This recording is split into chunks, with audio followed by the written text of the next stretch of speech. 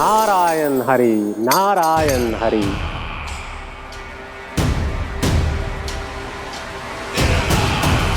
प्रणाम देवर्षि।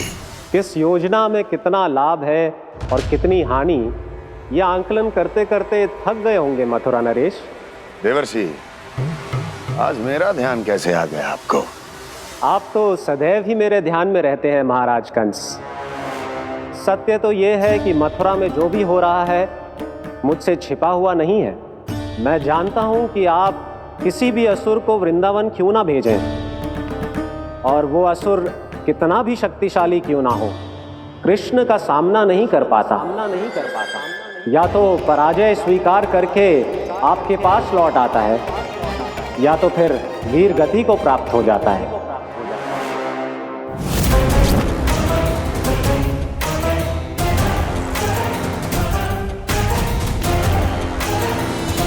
वाह, मुझे मेरी असफलताएं स्मरण कराने आए हैं, मेरे घाव को खुरेदने आए हैं, उन पे नमक छिड़कने आए हैं।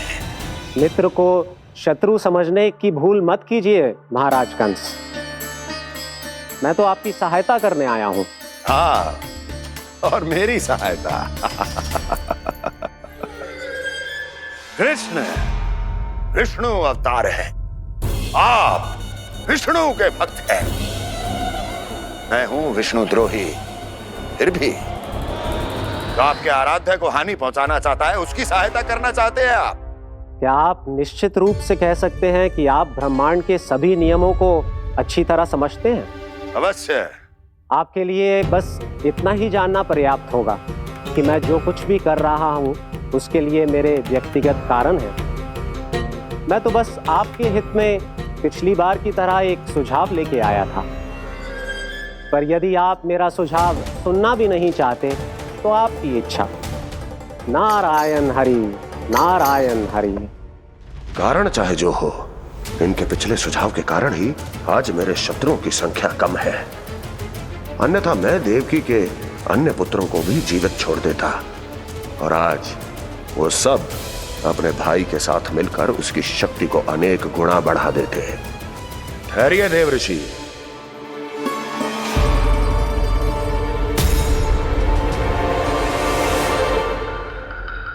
बताइए, क्या सुझाव है आपके पास? मेरे सुझाव का नाम है कालिया नाग।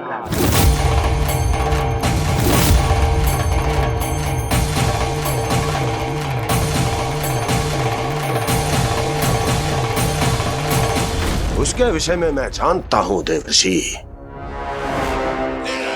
तो समस्या ये है कि मैं स्वयं उससे मिलने नहीं जा सकता, उससे भेंट नहीं कर सकता। उस कृष्ण की हत्या के लिए उसको वृंदावन जाने के लिए तैयार नहीं कर सकता।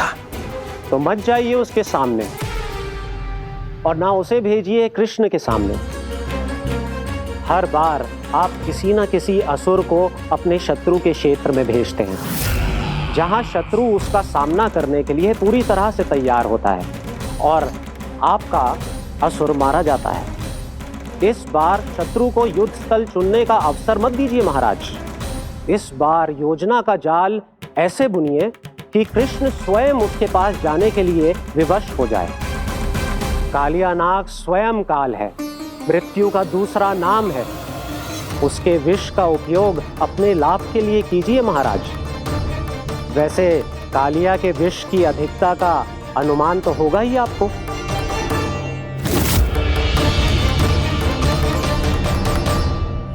एक बार जो उसके क्षेत्र में पहुंच गया, फिर उसके विष से बचना असंभव है। उचित सुझाव है देवर्षि, उचित सुझाव है। देवर्षि, उस छलिया विष्णु की भक्ति करते करते आप भी उसके रंग ढंग सीख गए हैं। उचित है, उचित है।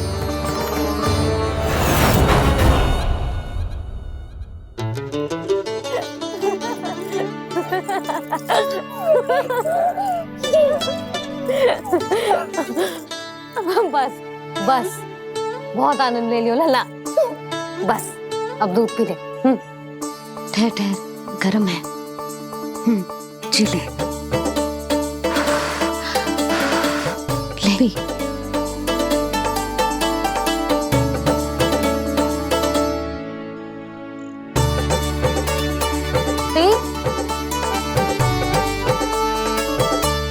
मैं ना होती तो ना जाने क्या हो तो तेरा।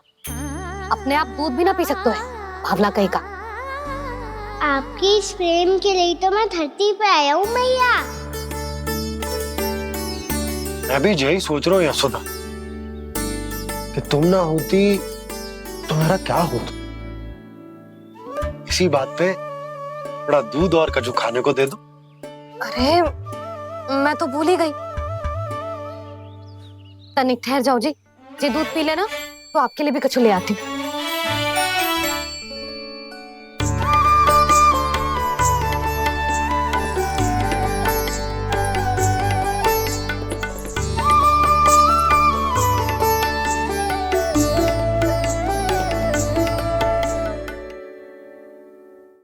प्रणाम महाराज। आपकी आज्ञा के अनुसार बिल्कुल वैसा ही पत्र तैयार किया है जैसा आप चाहते थे।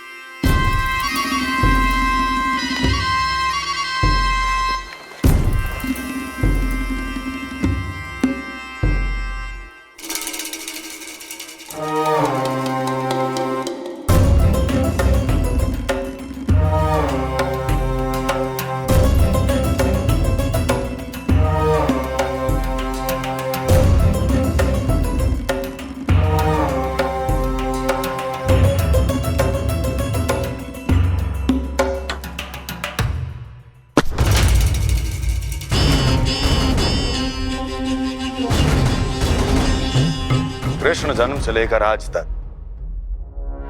ये मेरी सबसे महत्वपूर्ण योजना है। इसका सफल होना निश्चित है दूत, किंतु केवल वही करना जैसा मैंने कहा है। जाओ।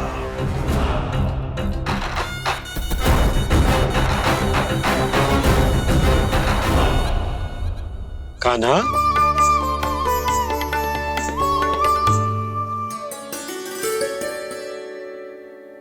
क्या होगा? बाबा मैं चाहता हूँ कि मैया की स्वमता क्रिस्टल फ्रेम की वर्षा मुझ पे सरते ऐसे होते रहे। वो तो होती रहेगी लल्ला। अपने लल्ला के लिए किसी मैया का प्रेम कभी कम हो सकता है भला? नंदराज, वो मथुरा से एक दूत आयो है महाराज कंस का राजपत्र लेके।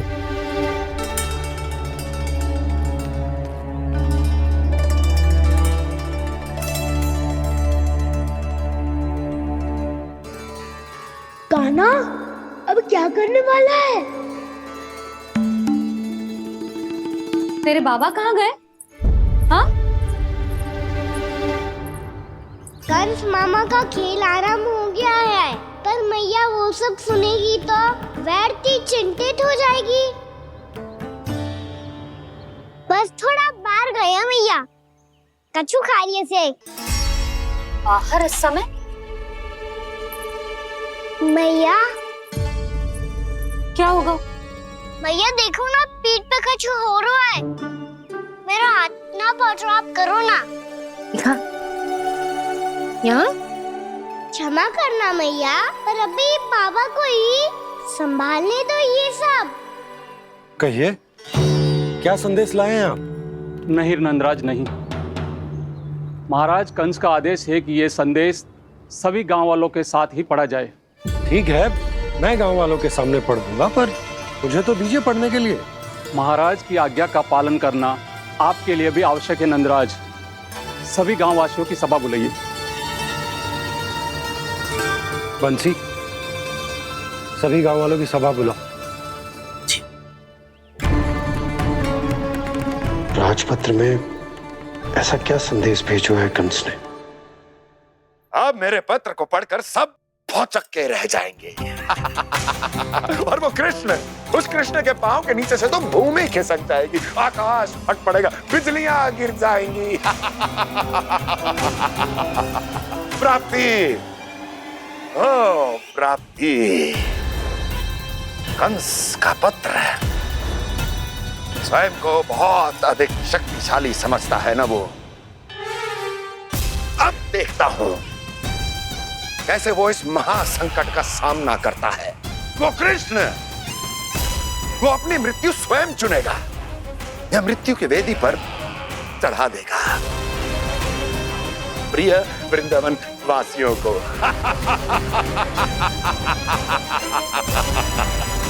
अब आएगा आनंद प्राप्ति, अब आएगा आनंद। सबको इकट्ठा करवा के ही पढ़वाएगो। अवश्य ही कोई विशेष संदेश दिया होगा कंस ने। मैं भी यही सोच रही हूँ सुलक्षणा जी, कछु ना कछु तो विशेष है, पर जे हो क्या सकता है?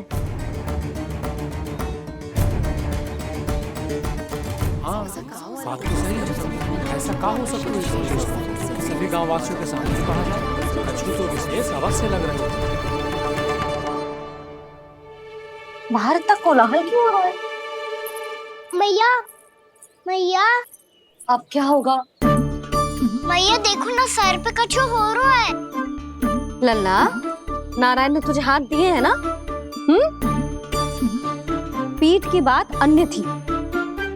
अपने सिर की सेवा स्वयं कर। सर पे तो हाथ पहुंच रहा है ना?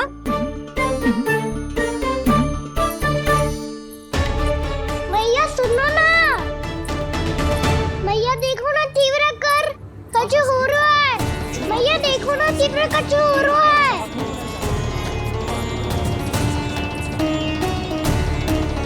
सब लोग आ चुके हैं, अपना संदेश सुनाइए आप। गोपराज नंद और सभी वृंदावन वासियों को सूचित किया जाता है कि मथुरा अधिपति और आप सभी के महाराज कंस ने कल सुबह भव्य पूजा का आयोजन किया है। इसके लिए राज्य को वृंदावन के क्षेत्र के निकट यमुना नदी के मध्य में खिलने वाले 1 कोटि कमल के पुष्पों की आवश्यकता है। इसीलिए आप सभी को यह आदेश दिया जाता है कि ये सभी कमल के पुष्प प्रथम पहर से पहले राजसभा में पहुंचा दिए जाए। वो भी प्रथम पहर से पहले कैसे हो सकता है?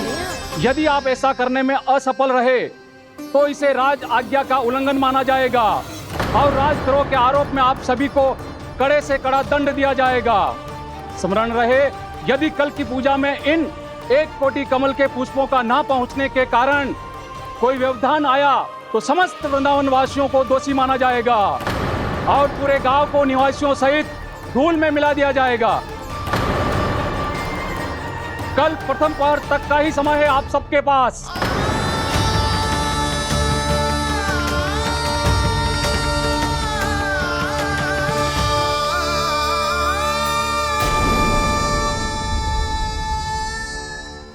एक कोटि कमल पुष्प, वो भी कल प्रथम प्रहर में? ऐसे कैसे संभव है?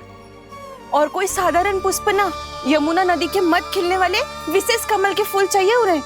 लेकिन यमुना नदी में तो कालिया नाग ने विष घोल के रखा है, तो फिर कैसे हो पाएगा? यह संभव है। हमारी मृत्यु का संदेश भेजा है राजा कंस ने। सदैव की भांति इस समस्या पर भी गांव के बड़े ही विचार करेंगे। बालकों का यहाँ होना उचित ना है।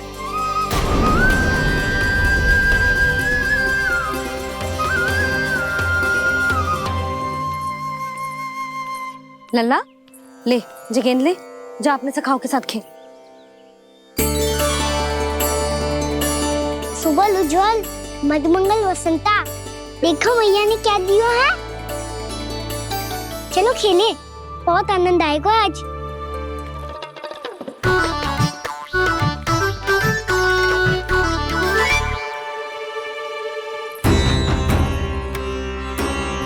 भानु, बंसी, जाओ और शीघ्र ही वो घेरे का कार्य समाप्त करो।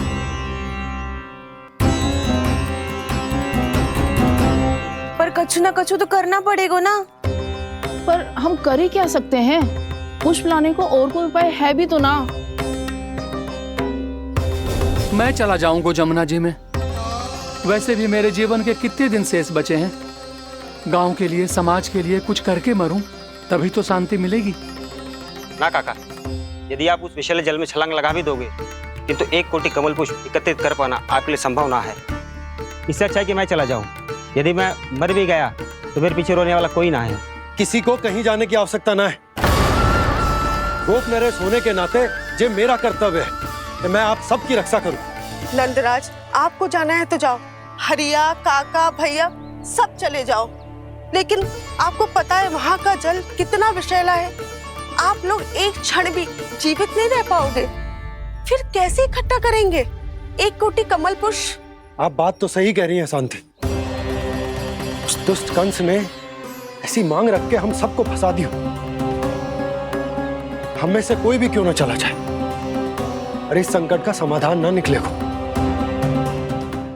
कान्हा, बताना कौन सा खेल खेलें? गेंद पकड़ खेलते हैं।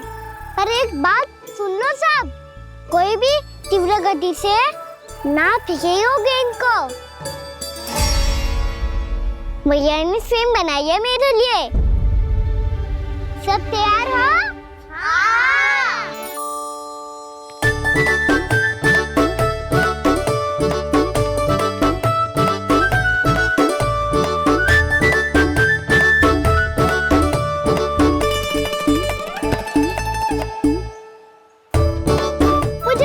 मुझे दो।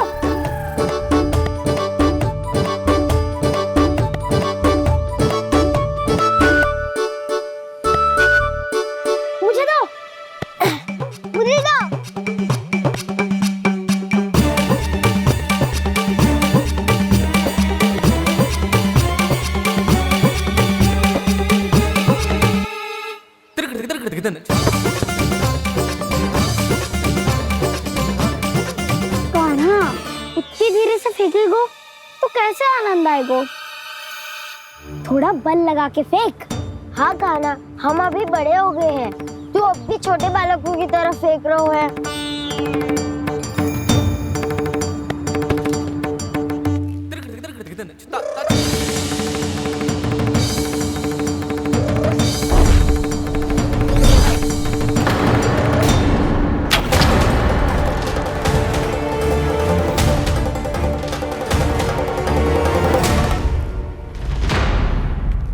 दीदी जी क्या करो कान्हा?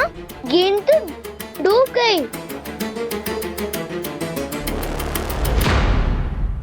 अच्छा, तो ये सब इसकी योजना का भाग था ताकि ये कालिया का सामना कर पाए। तुम सबने तो कही थी तीव्र गति से फेंको। देखो फिकवा दी ना मेरी गेम। मुझसे नदी में। अब मुझे जाके लानी पड़ेगी। रुक जा कान्हा, रुक जा कान्हा। जी क्या बोल रहे थे कान्हा? इसमें तो बहुत संकट है। कोई भी संकट मेरी मैया का उपहार खोने से बड़ा ना है। बहुत प्रेम से बना के उन्होंने दी थी। हे नारायण, कोई उपाय समझ में ना आ रहा है। मैया, हम कैसे करेंगे हम अपने गांव की रक्षा? कीड़े पड़ेंगे उस दुष्ट को। यदि उसके कारण किसी के प्राण चले गए तो कौन सा फल मिलेगा उसे इस पूजा का? तुम सही कह रही हो यशोदा। हमारे पास कोई और दूसरा विकल्प भी तो ना है। यदि हमने मथुरा की राज आज्ञा का पालन ना किया तो इसका दुष्परिणाम पूरे गांव को भुगतना पड़ेगा।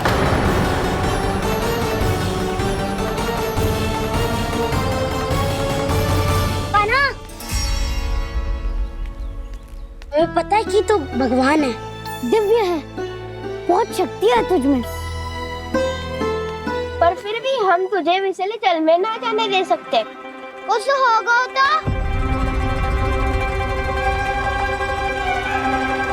तुम सब इतनी हट कर रहे हो तो ठीक है, ना जाऊंगा।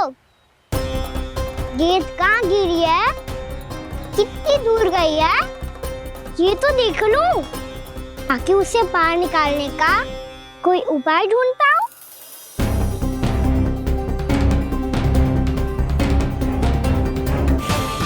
हाँ।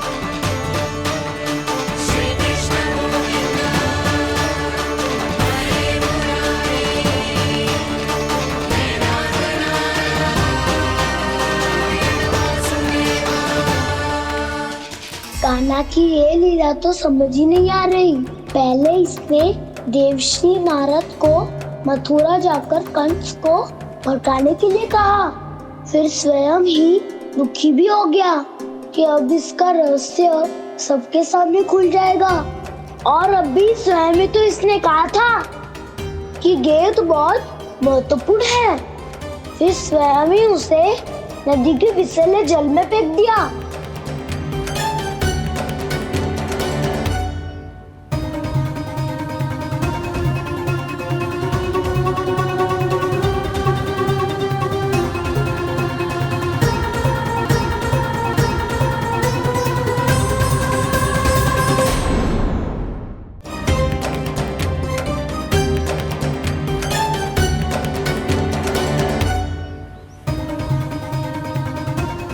कान्हा, तू ऊपर क्यों चढ़ रहा है?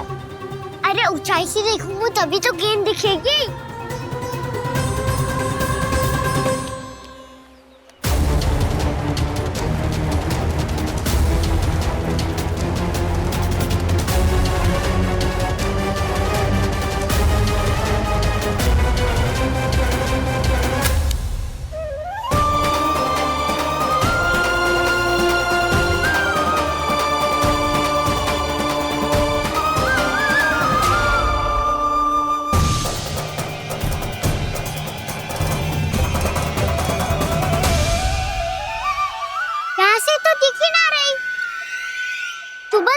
से फेंकी थी ना?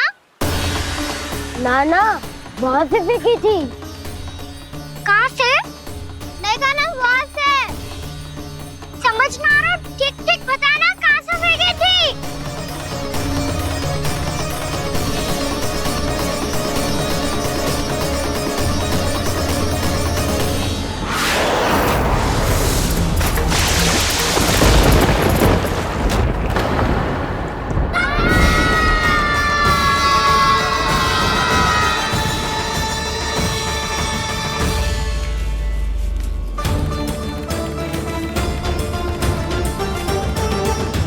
कालिया नाग के क्षेत्र में जाकर कोई भी जीवित वापस ना लौट सको।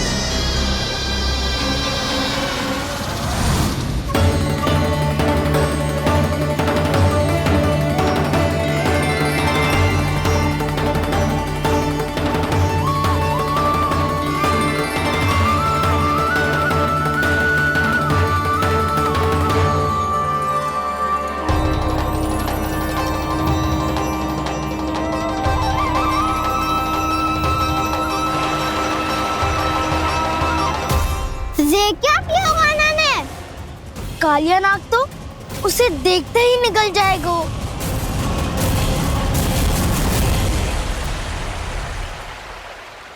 तो आरंभ से अब तक सब कुछ उसकी लीला का ही भाग था।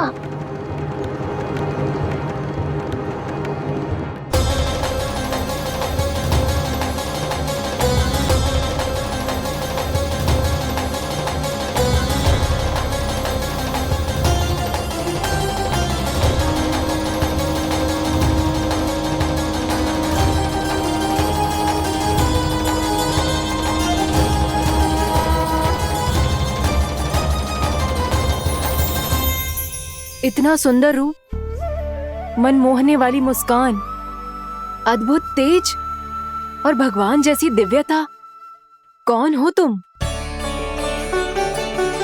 हाँ, तुम्हें देखकर तो हम सब सम्मोहित ही हो गए।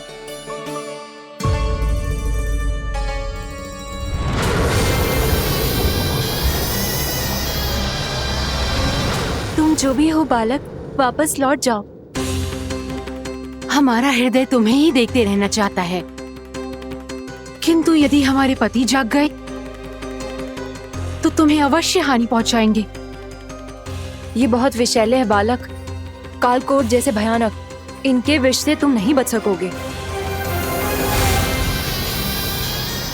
नंदराज, कालिया नाग के विष का प्रभाव बढ़ते ही जा रहा है। पहले 8 कोस तक उसके विष का प्रभाव था, अब तो 1 योजन से अधिक क्षेत्र में फैलो है। जल पीने के प्रयास से अनेक पशु मारे गए हैं और नदी के निकट के वृक्ष और वनस्पति सब नष्ट होने लगे।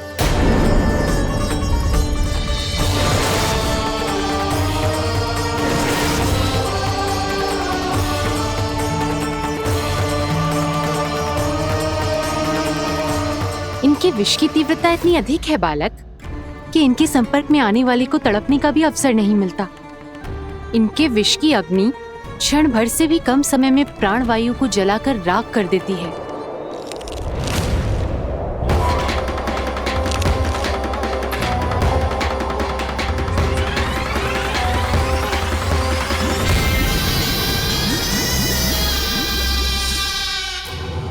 तब तो समस्या और भी गंभीर हो जाएगी। मैंने तो सुनो है कि कालिया नाग कम से कम 2 योजन लंबा है, सैकड़ों फन है उसके।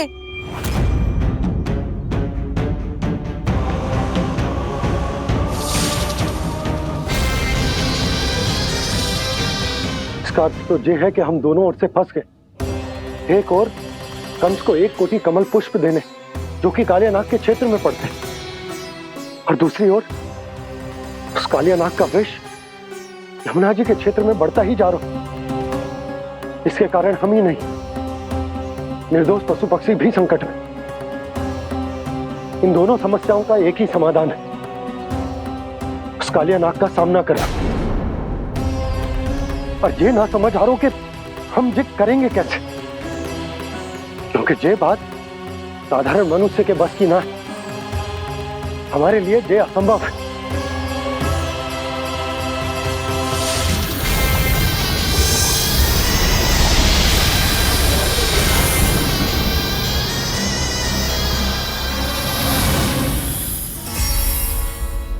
अब तो तुमने अपनी आंखों से भी देख लिया बालक, ये कितने विषैले हैं। नींद में भी विष उगलते हैं। इससे पहले कि तुम्हें कुछ हो जाए, चले जाओ यहाँ से, मान लो हमारी बात। आप सब मुझे जानती भी नहीं और फिर भी मेरी इतनी चिंता कर रही हैं आप। माँ की ममता भेदभाव नहीं जानती। तुम भी किसी के पुत्र हो और हम सब भी माँ हैं। एक माँ को हर बालक में अपनी ही संतान दिखाई देती है, इसलिए हम तुमसे विनती करते हैं, वापस चले जाओ, बचा लो अपने प्राण। मेरी चिंता मत कीजिए, मुझे कुछ नहीं होगा। होगा, अनर्थ होगा यदि ये उठ गए तो।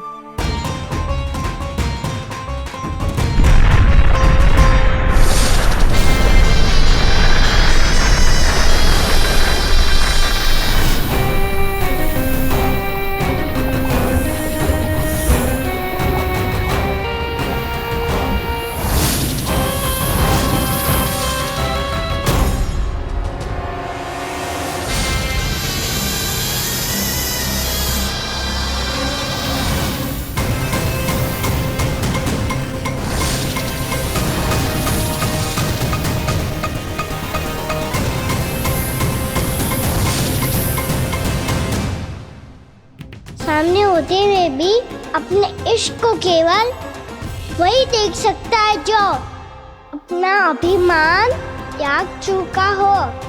पर पूर्व जन्म में मेरा भक्त होने के नाते मेरा सत्य स्वरूप देख पाने में मुझे इसकी सहायता करनी चाहिए।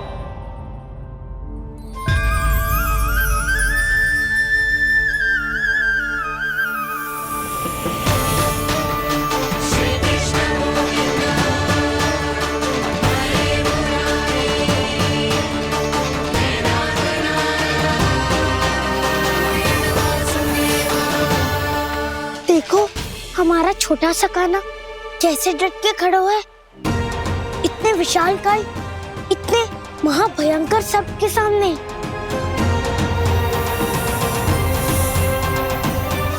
ये कोई भगवान नहीं है जो इसके सामने हाथ जोड़ रही हो तुम सब।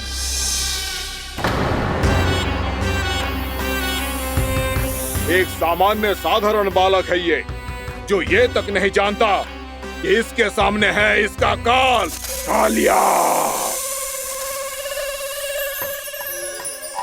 तू कौन है बालक? मेरे इतने निकट आकर भी तू जीवित कैसे है? मेरी नहीं, अपनी चिंता करो कालिया। बहुत मनमानी कर ली तुमने। अब बस मैं तुम्हें रोकना हूँ। अब बस मैं तुम्हें रोकना हूँ। मैं तुम्हें रोकना हूँ। बित्ते भर का है तू, मेरे विष के बारे में जानता ही क्या है? और कहता है मुझे रोकने आया है। किससे? किससे रोकना चाहता है तू मुझे?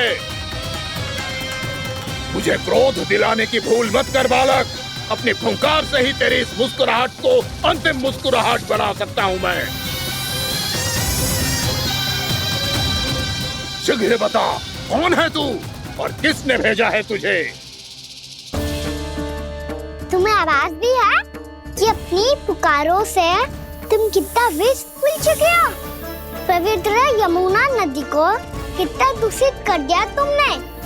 और यही नहीं, तुम्हारे कारण निकट के जीव जंतुओं, वृक्ष, वनस्पतियों सबको हानि पहुंच रही है। तो क्या? मुझे उससे क्या? मुझे है आपत्ति है मुझे तुम्हारे इस व्यवहार से। और इसीलिए तुम्हें यहाँ से जाना होगा, यहाँ से जाना होगा।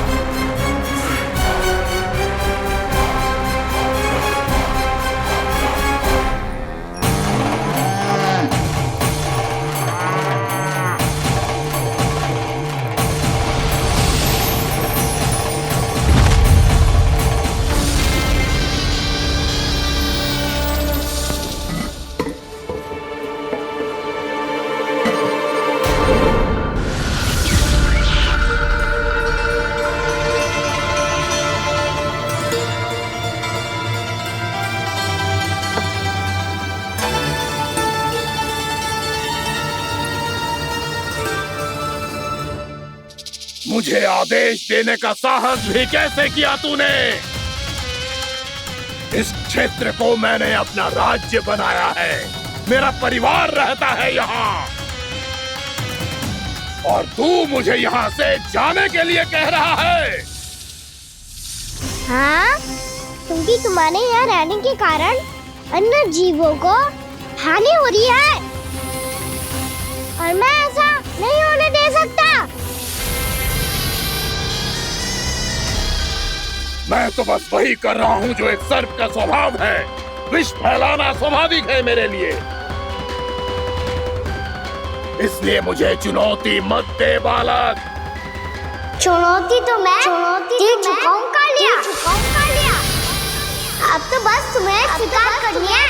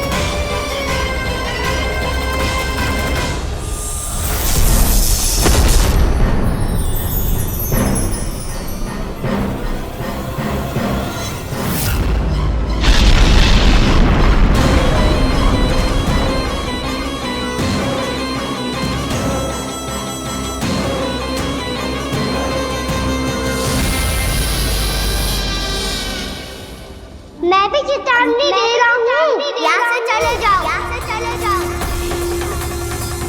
अपनी भूल को पहचानो कालिया। तुम जो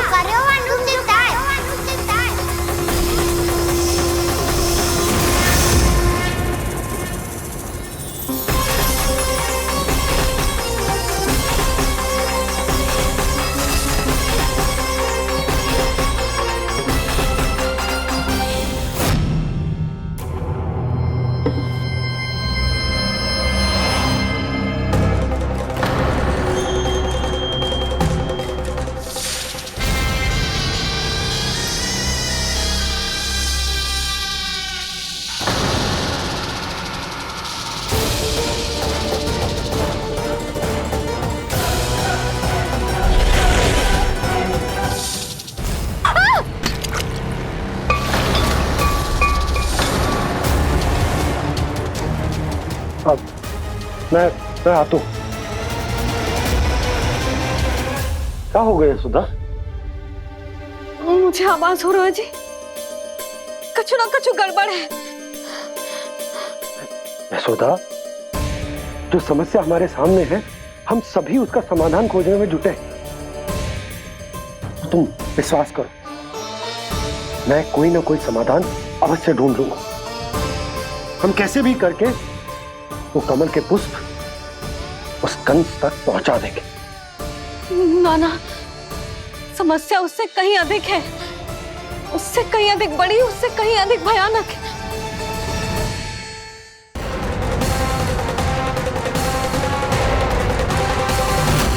विस्की ये बूंद से ही सबके प्राण चले जाते हैं। इसने तो विस्की धारियां फेंकी है खाना पे। कान्हा कैसे बच्चे को अधिक विष से? इसका विष तो क्या, ये सर स्वयं भी छू तक नहीं पाएगा हमारे कान्हा को।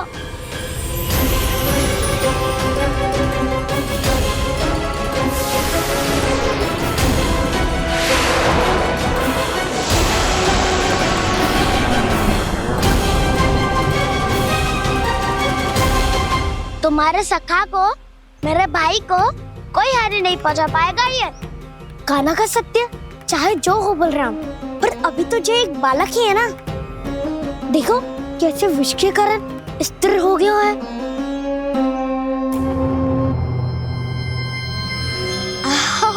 हाउ सर्फ ने कितनी आसानी से अपनी पूंछ से बांध लिया है। मुझे यहाँ से भगाना चाहता था ना तू? अब मैं तुझे दिखाऊंगा अपना सामर्थ्य। ये मूर्ख किसे बांधना चाहता है अपनी पूंछ में? उन्हें जिनका विस्तार सारे ब्रह्मांड में है, या उन्हें जो स्वयं अनंत है? पर देवराज, प्रभु ऐसा करने ही क्यों दे रहे हैं कालिया को? आप सब भूल रहे हैं देवगण, कालिया पूर्व जन्म में प्रभु का बहुत बड़ा भक्त था। उसी भक्ति का फल मिल रहा है अब इसे। वैसे भी भक्तों के मन का भाव सबल हो तो भगवान तो सहज ही बंध जाते हैं।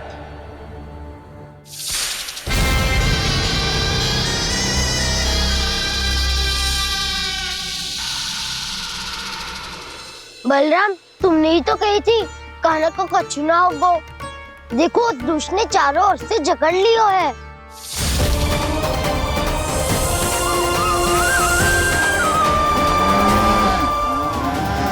ये क्या कह रही हो तुम? सुधा जी, क्या हुआ? घबरा क्यों रही हो आप? सुलक्षणा, मुझे आभास हो रहा है कुछ बहुत बड़ी अनहोनी हो गई है। नंदराज, नंदराज, नंदराज!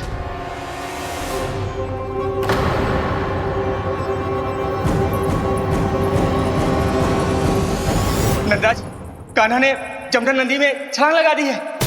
कान्हा ने जमुना नदी में छलांग लगा दी है। कान्हा ने जमुना नदी में छलांग लगा दी है। कान्हा जमुना में कूद गया है। मुझे लगा था आज कछु गड़बड़ होने वाली है। मुझे आज कान्हा को ना जाने देना चाहिए था।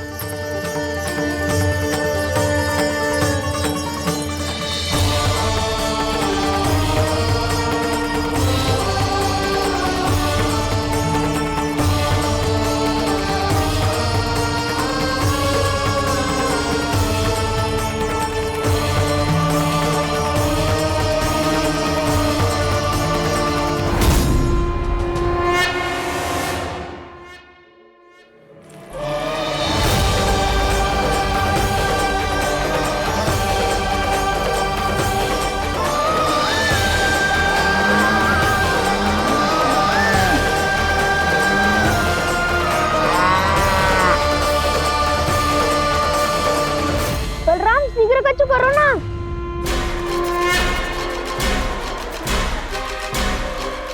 कुछ भी करो पर कान्हा को बचाओ। नाग बहुत भयंकर है, कान्हा अकेले ना संभाल पाएगा इसे।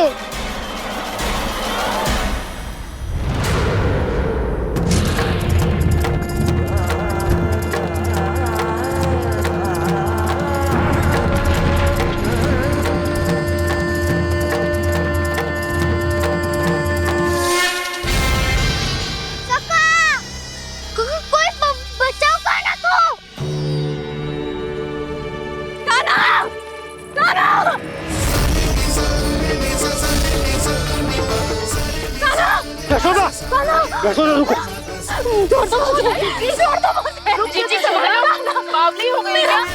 जीजी संभालो। कान्हा, कान्हा।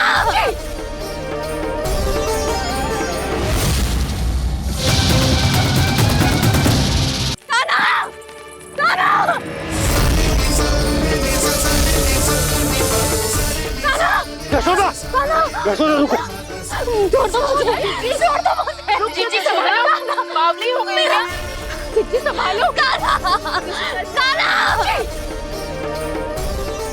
देखो अब कैसे तुम्हारे अस्थियों को तोड़कर छोटे छोटे टुकड़ों में बदल दूंगा मैं।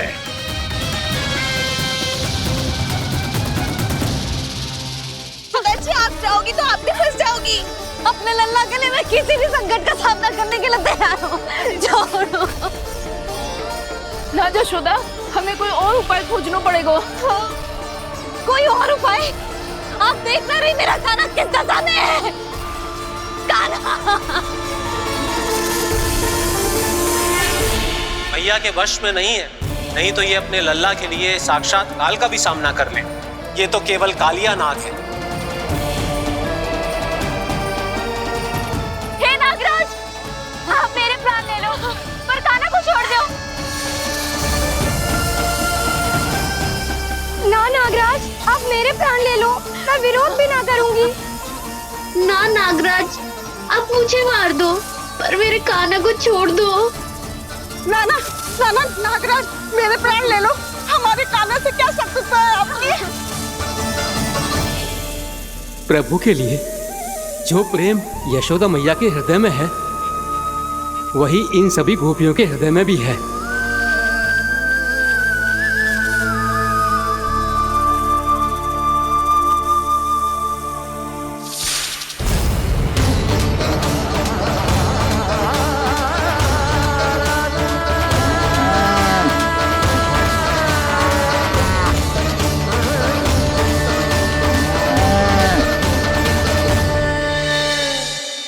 यशोदा, यशोदा,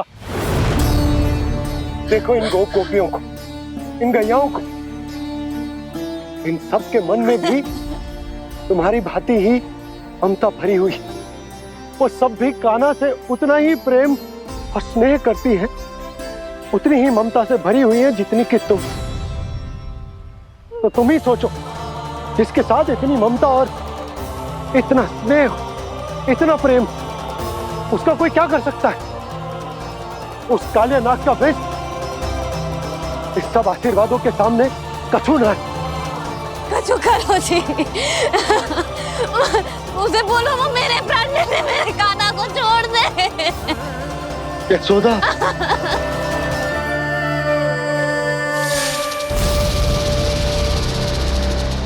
केवल इन्हीं में नहीं देवराज, नाग पत्नियों के हृदय में भी ममता का वही प्रेम उमड़ रहा है।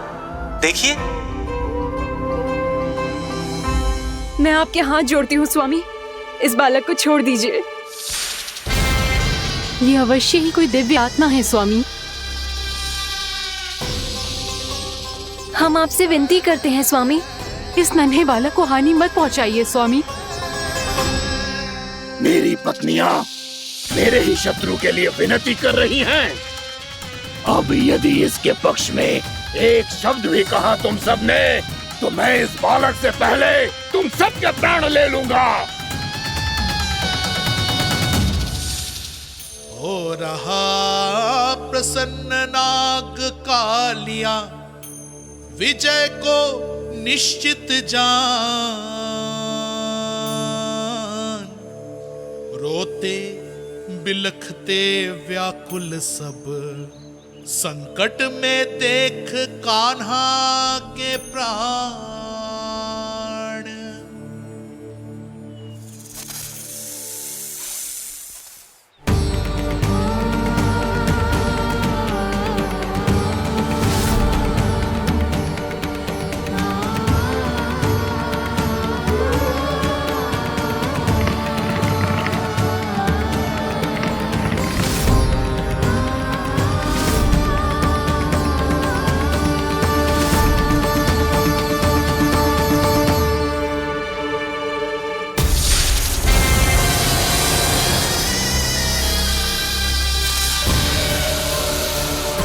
कुछ करो जी, मेरे लल्ला को बचा लो, कोई तो कुछ करो।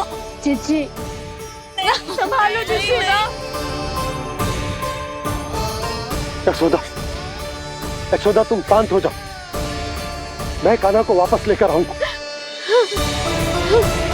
मैं रक्षा करूंगा उसकी। ना नंदराज, नंदराज नहीं, कम से कम आप तो समझो नंदराज, कालिया के पास आप जाओगे तो आप भी फंस जाओगे।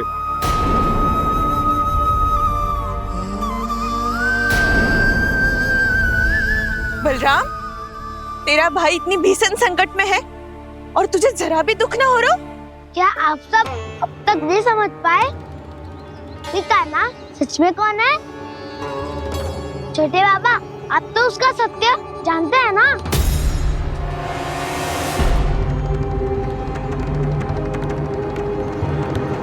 मानता हूँ कि आप सब कान्हा के रहस्य के बारे में नहीं जानते, पर क्या उसके जन्म से आज तक घटी एक से बढ़कर एक विचित्र घटनाओं को भी भूल गए हैं आप सब?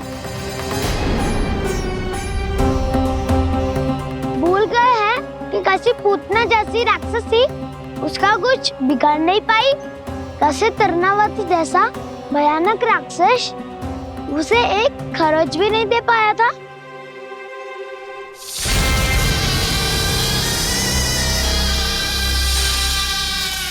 आप सबने अपनी आंखों से देखा था ना, बकासुर से कान्हा की रक्षा करने देवता स्वयं आए थे, पर सत्य तो ये है कि वो सभी देवता भी उस असुर के सामने असमर्थ हो गए थे। तब कान्हा ने बहुत ही आसानी से उस भयंकर असुर का वध किया था, एक ही बार में धराशायी कर दिया था उसे। तो आप सभी सोचिए, बार बार ऐसे असाधारण कार्य करने वाला बालक साधारण कैसे हो सकता है? अब तो आरंभ से ही सारा सत्य जानते हैं छोटे बाबा। रहस्य छुपाने में सदैव कान्हा की सहायता करते आए हैं आप, और आज आप स्वयं ही उसके सत्य को भूल रहे हैं। और तुम सब भी तो जानते हो कान्हा की शक्तियों के बारे में, तो क्या तनिक भी विश्वास न आया अपने सखा पे? बलराम, जे तू क्या कह रहे है? मैंने जो कहा उसका एक एक शब्द सत्य है छोटी माँ। यदि प्रभु की इच्छा हुई तभी कुछ ही क्षणों में सब कुछ अपनी आंखों से स्वयं अनुभव कर लेंगे आप।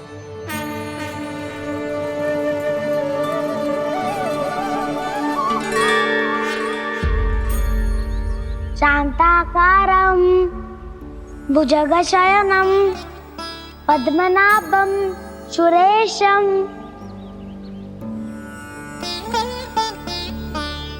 विश्वाधारं गगनसदृशं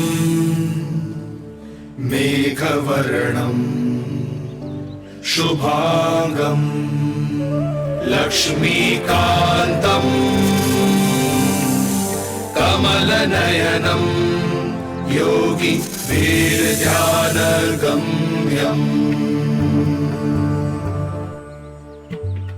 वन्दे विष्णुं भवभयहरं सर्वलोकैकनाथम्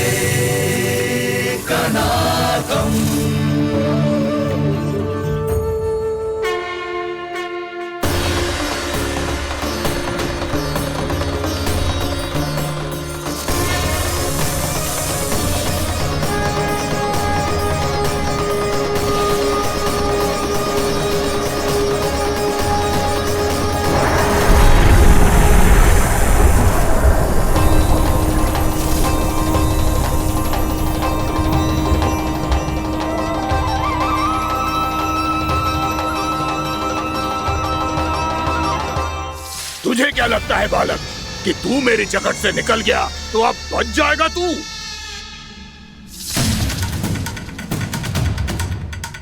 मेरे विष से अपनी प्राण रक्षा करने में सफल रहा, मेरी जकड़ से भी छूट गया, पर मेरे दंश से नहीं बच पाएगा।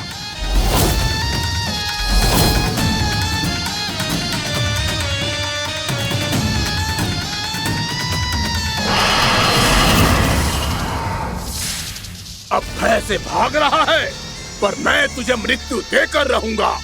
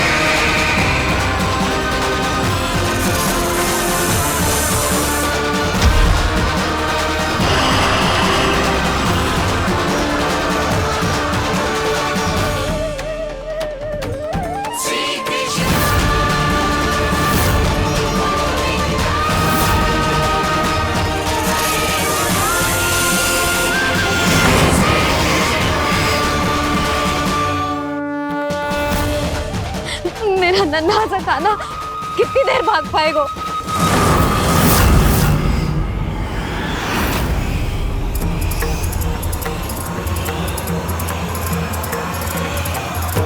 और कितनी प्रतीक्षा करोगे मेरी भक्त कालिया?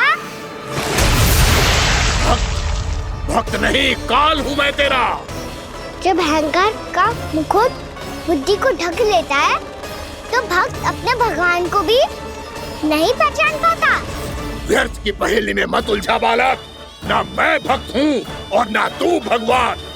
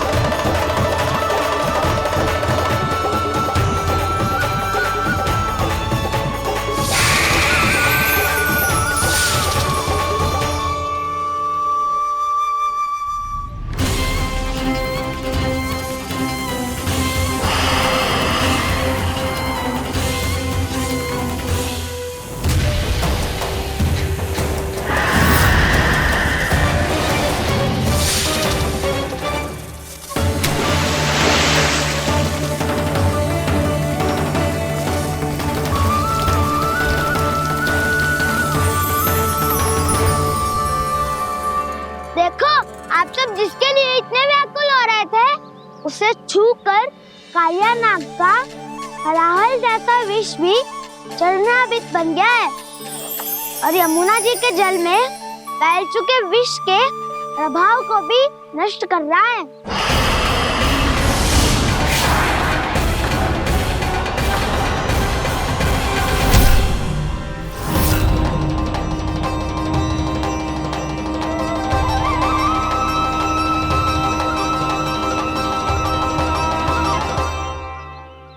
धर्म रक्षक अधर्म विनाशक प्रभु श्री कृष्ण का कौशल सचमुच अद्वितीय है। नारायण नारायण।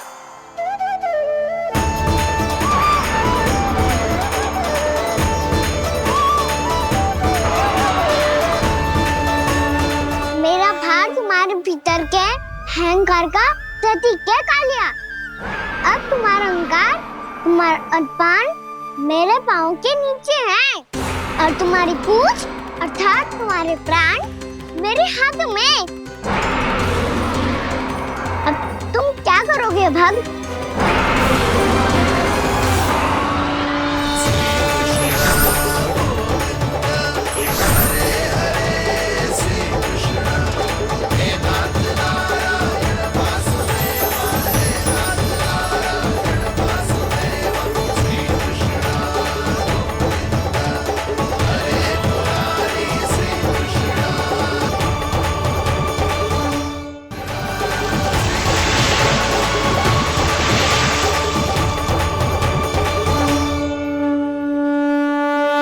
प्रभु, भले ये आपको पहचानने में असमर्थ हो, पर हम सब ने आपको पहचान लिया है।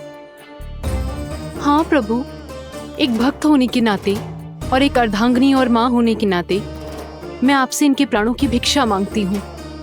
अपनी कृपा दिखाइए और इन्हें क्षमा कर दीजिए। आपके लिए मित्र और शत्रु में कोई अंतर नहीं प्रभु। उसी तरह आपकी कृपा और दंड में भी कोई अंतर नहीं। दोनों दया ही तो है, अकारण ही किसी को प्राप्त नहीं होती। हमें विश्वास है कि हमारे पति को मिला ये दंड कोई अभिशाप नहीं है, आपका वरदान है। ये सत्य है प्रभु कि इनसे बहुत से पाप हुए हैं। इनके विष से बहुत सारे जीव जंतु को हानि पहुंची है, पर अब आपके चरण इनके शीश पर पड़ गए हैं। ऐसी कृपा तो बड़े बड़े महान महात्माओं को भी दुर्लभ है, और इन्हें प्राप्त हुआ तो अवश्य ही ये किसी महान पुण्य का ही फल है। हे प्रभु, उन्हीं पुण्य कर्मों की शक्ति का आह्वान कर मैं आपसे विनती करती हूँ, इन्हें प्राण दान दीजिए। मैं अपने इस भक्त को क्षमा अवश्य करूंगा देवियों, यदि ये अपने अहंकार को त्याग कर मुझे पहचान ले तो।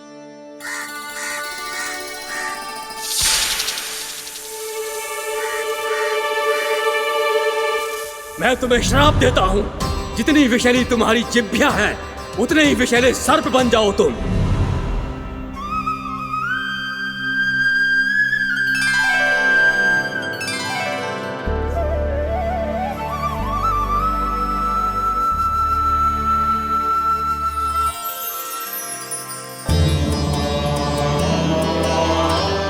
नारायण, मुझे क्षमा कीजिए नारायण।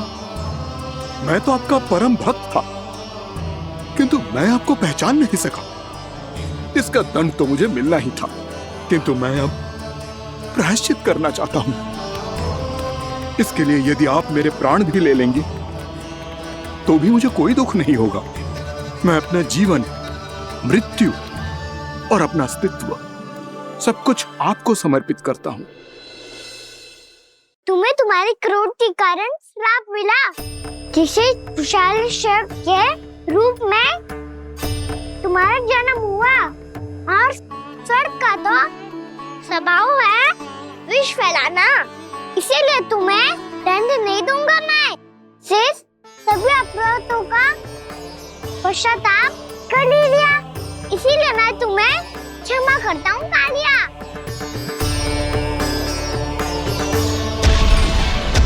पर तुम्हें यहाँ से दूर समुद्र के बीच जाकर रहना होगा, जहाँ किसी निर्दोष का जीवन तुम्हारे विष से प्रभावित ना हो।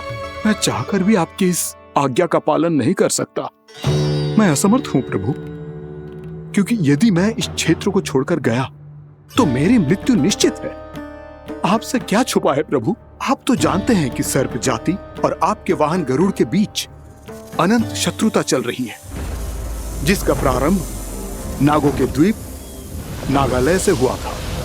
उस द्वीप पर छोटे जीवों को निगल जाने के लिए सर्प थे, और गरुड़ को सर्पों का स्वाद बहुत प्रिय था, इसलिए वो बार बार नागद्वीप जाने लगा था। पर इस कारण पूरी सर्प जाति उससे आतंकित हो गई थी। इसलिए जब भी गरुड़ वहां पहुंचता तो सभी सर्प छिपने लगते। जब गरुड़ को इसका आभास हुआ तो उसे बड़ा क्रोध आया, और वो उत्तेजना में भरकर सर्पों का शिकार करने लगा। भूख ना होने पर भी उन्हें मारने लगा। अब सर्पों के प्राण हरना उसके लिए खेल बन गया था। इस भीषण समस्या का समाधान ढूंढने के लिए पूरी सर्प जाति महान सर्प वासुकी के सामने इकट्ठी हुई। हे महान वासुकी, हमारी सहायता कीजिए। नागद्वीप पर गरुड़ ने आतंक मचा दिया है। पहले तो वो हमें अपना भोजन बनाता था, लेकिन अब हम उसके खेल का साधन बन चुके हैं। भूख हो या ना हो, जब तब आकर वो हमारे प्राण हर लेता है। अनुचित हिंसा के इस प्रथा का आरंभ सर्पों ने ही किया है। पहले आप सबने पूरे द्वीप पर अधिकार कर लिया, फिर आहार के साथ साथ आनंद के लिए भी आप सभी ने निर्दोष जीवों की हत्या की। और जब सृष्टि का संतुलन बनाए रखने के लिए गरुड़ आपको अपना आहार बनाने आया, तो आप सब अपने प्राणों की रक्षा के लिए छिपने लगे।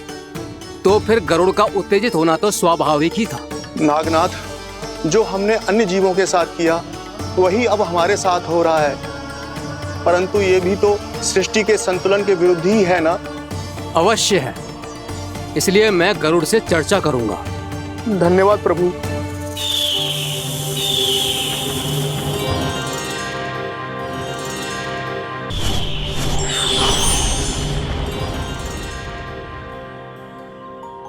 श्री नारायण के वाहन पक्षीराज गरुड़, मैं संपूर्ण सर्प जाति की ओर से आपसे एक निवेदन करने आया हूँ। कहिए, क्या कहना चाहते हैं आप? हे पक्षीराज, यदि आप हम पर ऐसे ही आक्रमण करते रहे तो शीघ्र ही हमारी प्रजाति समाप्त हो जाएगी।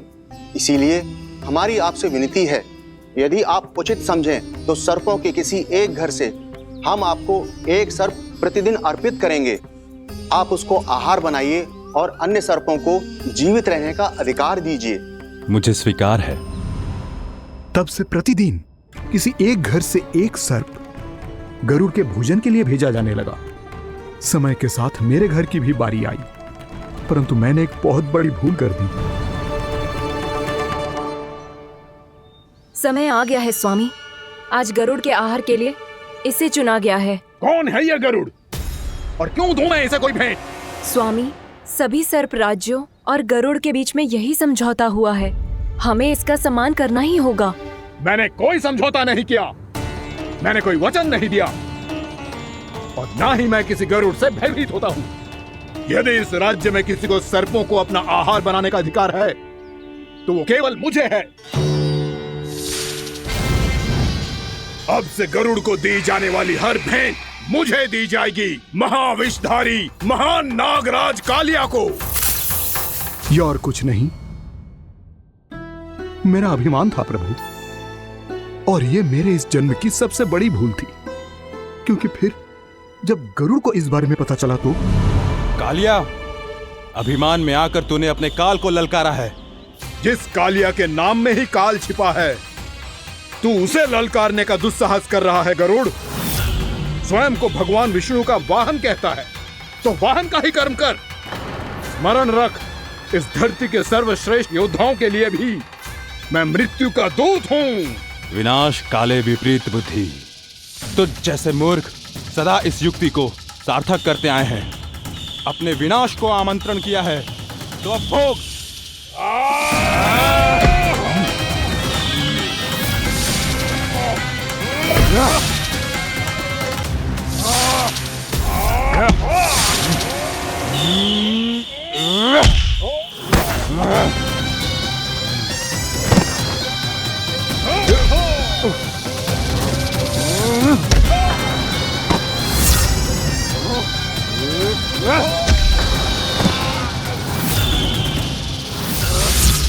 जिसने मेरा भोजन चुराने की धृष्टता की है वो इसी योग्य है। तू मुझे जानता नहीं है गरुड़, मैं महाविषधारी नाग कालिया हूँ। तेरा इतना दुस्साहस कि तूने मुझ पर चरण से प्रहार किया।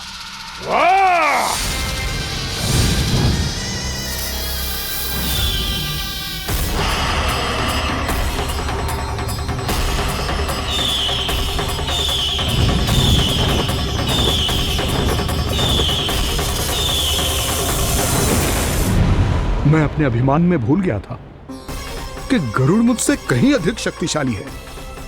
इसलिए अपने प्राणों की रक्षा करने के लिए मैं एक स्थान से दूसरे स्थान भागने लगा।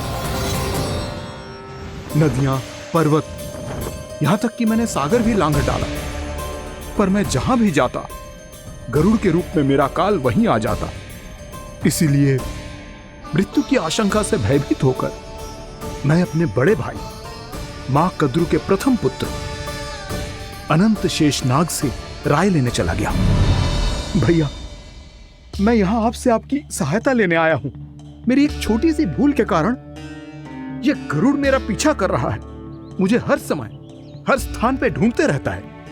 यदि उसने मुझे ढूंढ लिया तो वो निश्चित ही मेरे प्राण ले लेगा। मुझे कोई ऐसा स्थान बताइए जहां मैं अपनी पत्नी और अपनी संतानों के साथ शांति से रह सकूं। तुम यमुना नदी के किनारे वृंदावन क्षेत्र में जाके वास करो कालिया। गरुड़ वहां प्रवेश नहीं कर सकता क्योंकि उसे ऋषि सोबरी का श्राप मिला हुआ है।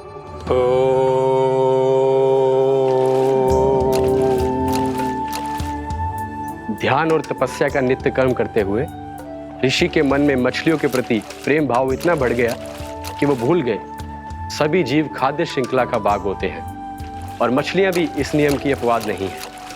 उन्हें मछलियों की अटखेली इतनी अच्छी लगने लगी कि वो इस क्षेत्र के मछुआरों को भी मछली पकड़ने की अनुमति नहीं देते थे।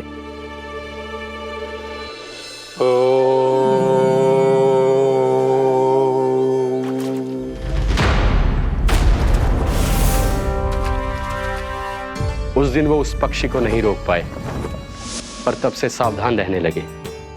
यहां तक कि अपने साधना से भी अधिक ध्यान वो पक्षियों पर केंद्रित करने लगे। ठहरो! इसी क्षण अपनी चोंच में पकड़ी इस मछली को छोड़ दो। तुम्हें इन मछलियों का आहार नहीं करना चाहिए पक्षीराज। ये तो खाद्य श्रृंखला का नियम है ऋषिवर। यदि मैं इनका आहार नहीं करूंगा तो कोई और पक्षी कर लेगा। मैं अपने आनंद या प्रतिशोध के लिए इनके प्राण नहीं ले रहा। ये तो बस मेरा भोजन है। पर यह मेरा तपस्या स्थल है। तुम यहाँ शिकार करके मेरी साधना में विघ्न नहीं डाल सकते पक्षीराज। यदि आपकी यही इच्छा है तो मैं आज के बाद यहाँ नहीं आऊंगा।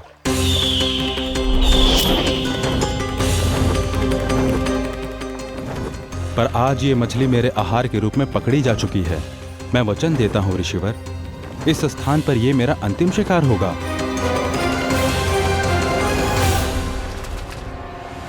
आज के बाद यदि तुमने वृंदावन की निकट उड़ान भी भरी तो तुम सैकड़ों टुकड़ों में फटकर मारे जाओगे पक्षीराज। ये मेरा श्राप है।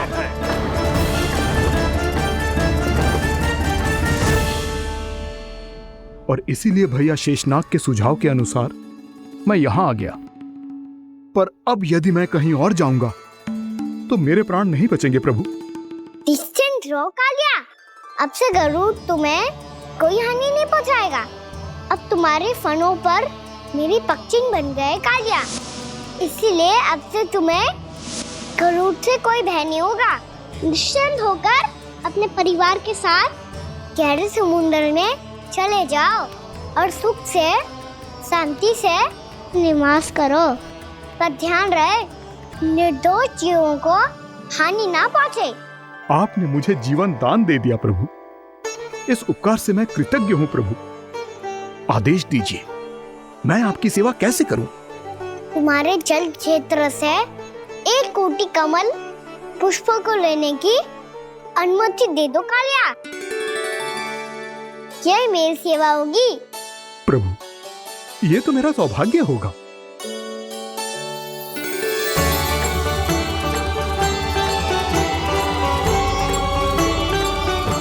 एक कोटि के स्थान पर हम 3 कोटि कमल पुष्प ले आए प्रभु। मैं तुम्हारी सेवा भाव से प्रसन्न हुआ कालिया। रमनाक द्वीप पर चले जाओ ताकि तुम्हारे कारण फिर कभी किसी निर्दोष जीव को हानि ना पहुंचे और न ही तुम्हारा विष मेरे प्रिय यमुना नदी के जल को दूषित कर पाए। मैं तुम्हें आशीर्वाद देता हूँ। आज यहाँ मेरे द्वारा तुम्हें दिए गए इस आदेश का स्मरण जो भी भक्त करेगा और प्रातः काल और संध्या काल में इसका उच्चारण करेगा, उसे फिर कभी किसी संकट से कोई भय नहीं होगा। ये स्थान अब से काला कुंड के नाम से जाना जाएगा।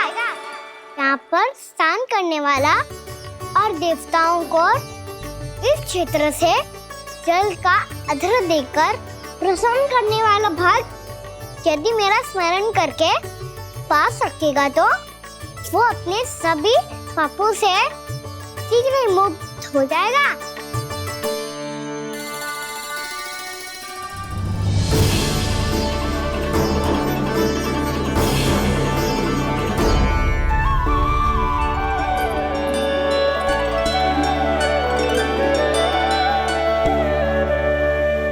कौन है जी भगवान जिसने अभी अभी कालिया जैसे विशाल विस्तर का सामना किया? क्या एक साधारण बालक जो शीत की अधिकता से ठिठुर रहा है? क्या करूं? मैं लल्ला को ममता के आंचल में छुपा लूं या भक्त बनकर प्रभु की लीला देखती रहूं? क्या करूं मैं? कितना ठंडा था जल, बहुत सर्दी लग रही है। सर्दी से तड़पते हुए कैसे देखूं इसे? अभी जाके अपने पल्लू से सुखाती हूँ। हृदय से लगा के स्नेह की आंच दूंगी तो सर्दी पल भर में छूमंतर हो जाएगी।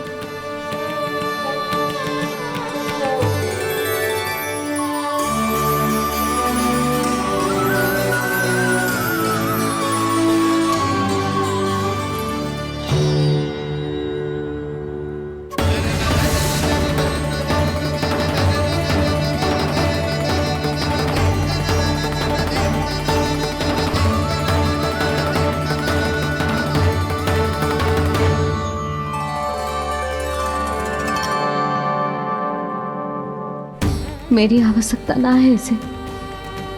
ये तो सच्ची में भगवान ही है जिसकी ठंड दूर करने के लिए स्वयं द्वादश आदित्य प्रकट हो गए हैं।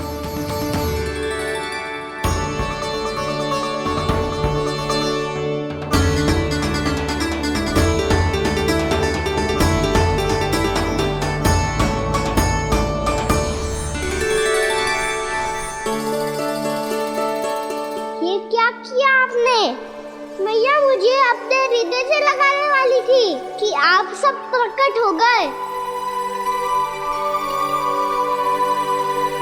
क्षमा कीजिए प्रभु, पर आपको भीगा हुआ देखकर, ठंड से ठिठुरता हुआ देखकर हमसे रहा नहीं गया। हम अपने वश में नहीं थे प्रभु। भक्ति से भावुक होकर हम प्रकट होने पर विवश हो गए थे। हमारी किरणें जैसे स्वयं ही फूट पड़ी और दौड़ पड़ी आपको सुखाने के लिए।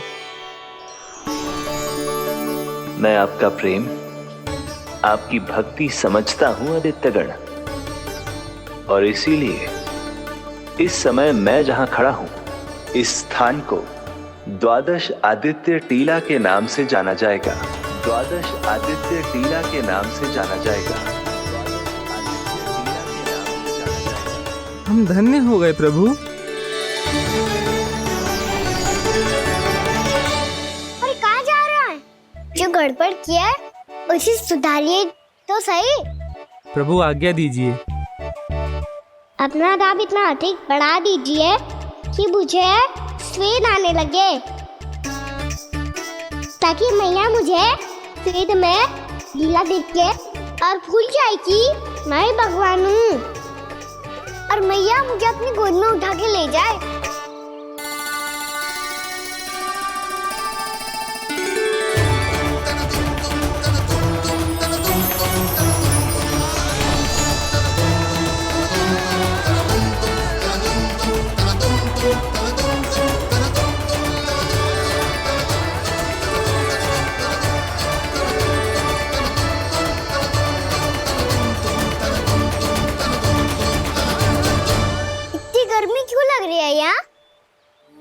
स्वेद की एक बूंद भी आती थी तो मैं अपना आंचल लेकर पहुंच जाती थी इसके पास।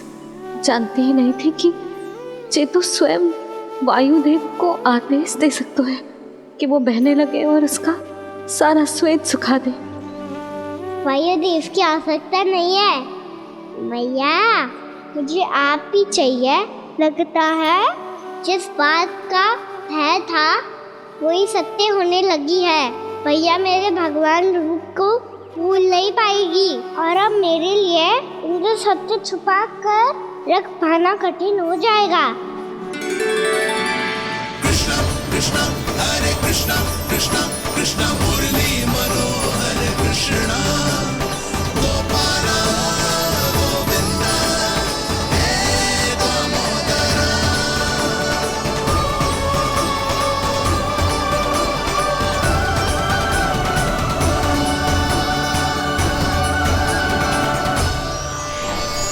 प्रभु, आपके श्वेत से बने इस प्रसंगदान सरोवर का प्रणाम स्वीकार कीजिए।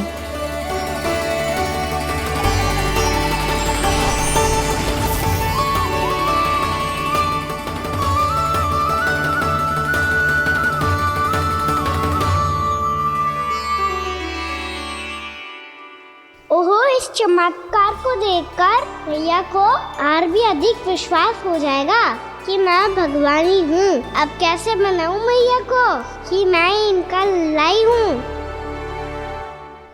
बाबा है ना, अब तो यही सहायता करेंगे। श्री कृष्ण गोविंद हरे हरे, श्री कृष्ण गोविंद हरे हरे, श्री कृष्ण हरे मुरारी, श्री कृष्ण श्री कृष्ण श्री कृष्ण।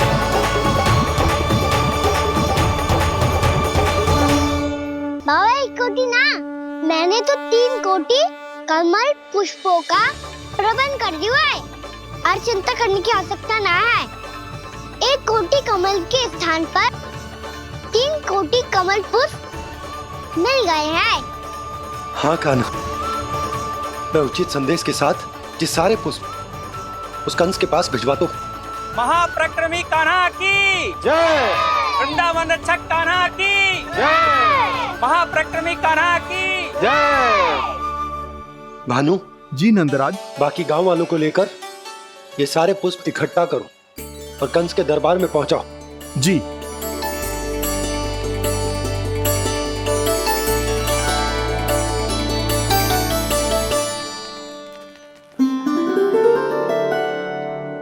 मैया, कौन हो तुम? मुझे पता था मैया, जब आपको सत्य पता चलेगा तो आप मुझे मैया की तरह स्नेह ना कर पाओगी, इसलिए आज तक सत्य छुपाता आया हूँ ताकि आपकी ममता, आपका प्रेम अनुभव करने का अवसर मिलता है मुझे। और फिर आज को बताया था ना, जो रहस्य तुमने बरसों तक छिपाया था उसका भेद खुलने में तुम्हारा ही योगदान है। मुझे कालिया के शीश पर अपने पद चिन्ह रखकर उसे मुक्त कराना था दाऊ, वचन दिया था मैंने उसे। इसके अतिरिक्त निर्दोष पशु पक्षियों के जीवन को कालिया के विष से ही बचाना था मुझे। इसमें कंस को तो सम्मिलित करना ही था, ताकि जब मैं कालिया का सामना कर रहा हूँ तो वो किसी और असुर को समस्या बनाकर वृंदावन ना भेज दे। पर इस सबसे बड़ा एक कारण और था दाऊ, मैं चाहता था कि मैया को सत्य पता चल जाए। पर क्यों कहा ना? क्योंकि मुझे लगने लगा था कि मैया से ये रहस्य छुपाकर इनके साथ धोखा कर रहा हूँ। अपराध बोध से दबा जा रहा था मैं।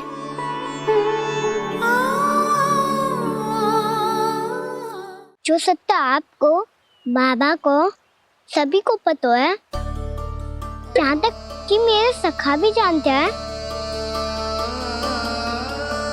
वो सत्य मैंने मैया से छिपाया केवल इसी लोक में कि मुझे इनकी ममता प्राप्त होती रहे। पर ऐसा करके मैं अपने से निस्वार्थ प्रेम करने वाली मैया को धोखा दे रहा था। आप ही बताओ दाऊ, जो इस संसार में मुझसे सबसे अधिक भरोसा करता है, उसी के साथ छल कैसे कर सकता हूँ मैं? हाँ, मैं नारायण का अवतार हूँ, पर अपनी मैया का छोटा सा लल्ला भी तो हूँ।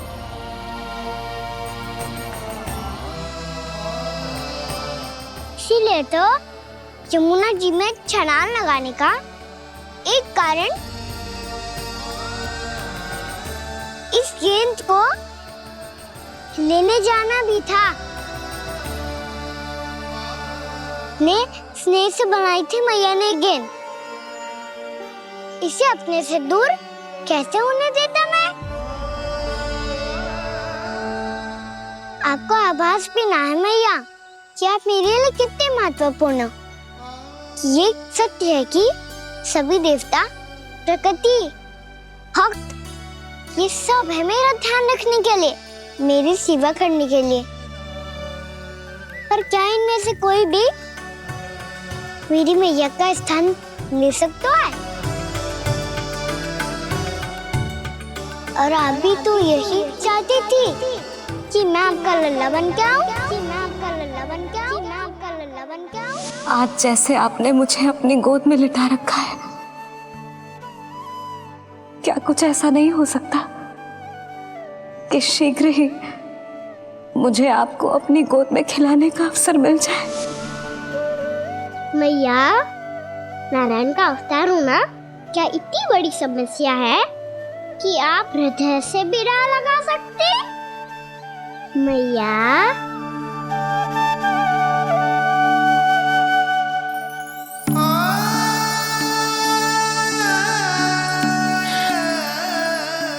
मेरा कान्हा, मेरा लल्ला।